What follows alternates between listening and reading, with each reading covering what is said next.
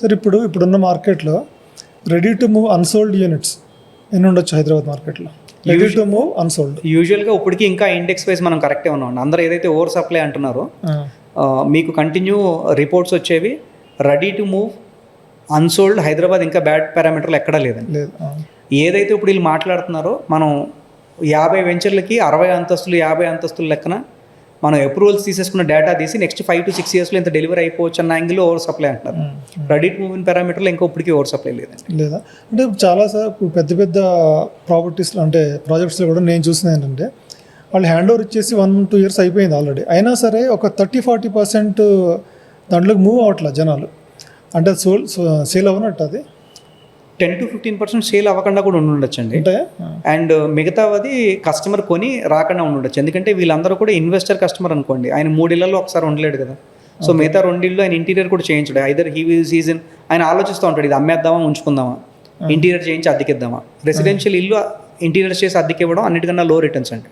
Okay, అంటే 100 రూపాయలకి ఏడాదికి 3 రూపాయలు రిటర్న్స్ వస్తాయండి. 3%, 3.5%.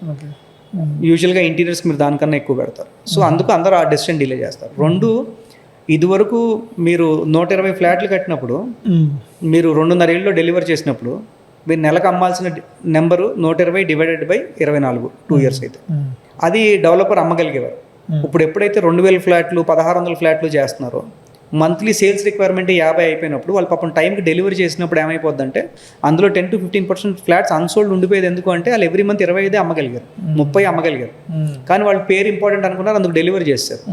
సో మనకి ఎంటీగా రెడీ టు మూవ్ కనిపించే వాళ్ళందరూ builders have already put their money, flat ready అయిపోయింది, మన రిస్క్ తక్కువ చేసేసారు, మనం ఇప్పుడు అది మార్కెట్ రేటు కొనుక్కోవచ్చు. సో అదే 3 ఇయర్స్లో మొత్తం 600 ఫ్లాట్లు అమ్ముడుపోవాలంటే every month sales velocity support చేయక అవి మిగిలిపోయి ఉంటాయి. లేదంటే మేబీ ల్యాండ్ లార్డ్ ఫ్లాట్స్ కొనేలా ఉండిపోయి. ల్యాండ్ లార్డ్ కూడా యూజువల్గా ట్యాక్స్ యాంగిల్లో చూస్తే ల్యాండ్ ఓనర్కి ఫస్ట్ ఫ్లాట్ అమ్మిన వెంటనే క్యాపిటల్ గెయిన్ అట్రాక్ట్ అయిపోతుందండి. ఆయన 50 ఫ్లాట్లు ఆయన వాటాకు వచ్చినాయి అనుకోండి, మొదటి ఫ్లాట్ ఆయన అమ్మగానే క్యాపిటల్ గెయిన్ అట్రాక్ట్ అయిపోతుంది. అందుకు ల్యాండ్ ఓనర్స్ యూజువల్గా కరెక్ట్గా వెళ్ళాలనుకున్న వాళ్ళు ఎవరో కూడా ముందు అమ్మరండి. లేదు అమ్మడం మొదలు పెడితే డెవలపర్తో మాట్లాడి డైరెక్ట్గా ముందు నుంచి మావి కూడా ఇన్ని మంత్స్ తర్వాత మాది కూడా ఎగ్జిట్ చేయడం మొదలు పెట్టేయండి అని మొదలు పెడతారు. సో ల్యాండ్ ఓనర్ ఫ్లాట్స్ కూడా వన్ ఆఫ్ ది రీజన్స్ అండి, మీరు కరెక్ట్గా చెప్పి. ఇప్పుడు ఇంకొకటి, మార్కెట్ డౌన్లో ఉన్నప్పుడు ఇన్వెస్ట్ చేయడం మంచిదా, అయితే మార్కెట్ రైజ్లో ఉన్నప్పుడు ఇన్వెస్ట్ చేయడం మంచిదా? అంటే డౌన్లో ఉన్నప్పుడు ఏంటంటే తక్కువ రేటుకి వస్తుంది అనేది ఒక రీజను, రైజ్లో ఉన్నప్పుడు ఏంటంటే ఫాస్ట్గా పెరుగుతుంది అనేది ఒక రీజను. మీరు దేన్ని సపోర్ట్? మార్కెట్ డౌన్లో ఉన్నప్పుడు తక్కువ రేటు కాకుండా ఇంకో అడ్వాంటేజ్ ఉంటుంది సార్. బయ్యర్ మాట సెల్లర్ వినడం మొదలు పెడతారు ఒకటి. ఓకే. 2 డౌన్లో ఉన్నప్పుడు ఇప్పుడు హైలో ఉన్నప్పుడు సెల్లర్ రోజు టర్మ్స్ చేంజ్ చేస్తారు. డౌన్లో ఉన్నప్పుడు మాత్రమే సెల్లర్ డిసిప్లిన్గా మాట్లాడతారు, బయ్యర్ కనీసం మాట్లాడే అవకాశం వస్తుంది.